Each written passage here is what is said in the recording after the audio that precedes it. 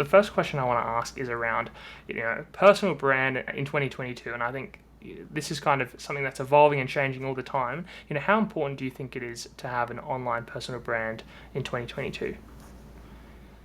Yeah, super good question. I think kind of like two just kind of modifying questions there. It's like personal brand for whom? Like, as in, are you a startup founder? Are you a job seeker?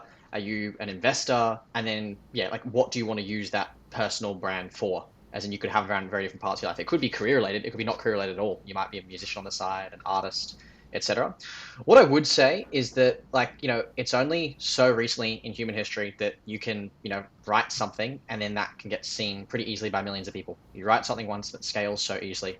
And I think having an online personal brand just allows you to get your story out to people in a much more scalable way. It's like you do the work once and then so many people find out about who you are.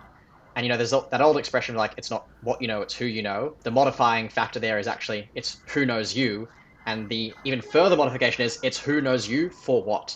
And so I'd say like, having an online personal brand is really just like taking extra shots on goal, right? It's like, you could be a striker in soccer. You might be a really shitty striker.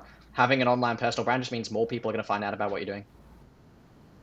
And just, with enough shots, you get Yeah, some goals. yeah, I love what you said there, and I think it's important to like.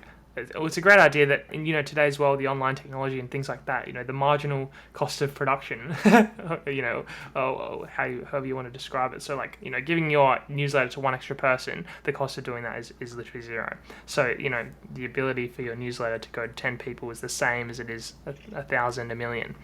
And so like being able to scale that and really your personal brand, there's no limit to how many people that you can reach. I think it's really, really 100%. cool. 100%. I think like yeah, and I think following up even further on that point of scalability, I know Naval Ravikant who's like the founder of AngelList, kind of which is like a tech careers job site. I think he talks a lot about code and media as those two super scalable things, where it's like number one, you can write code and that software scales to millions. Number two, you can, create content and that can scale to millions.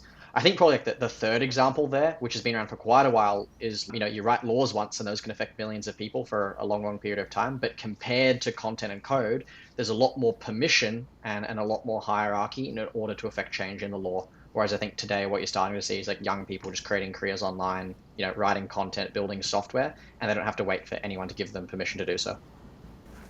Yeah, it's really powerful. And like, how would you like if you were going to start? You've got a pretty decent personal brand.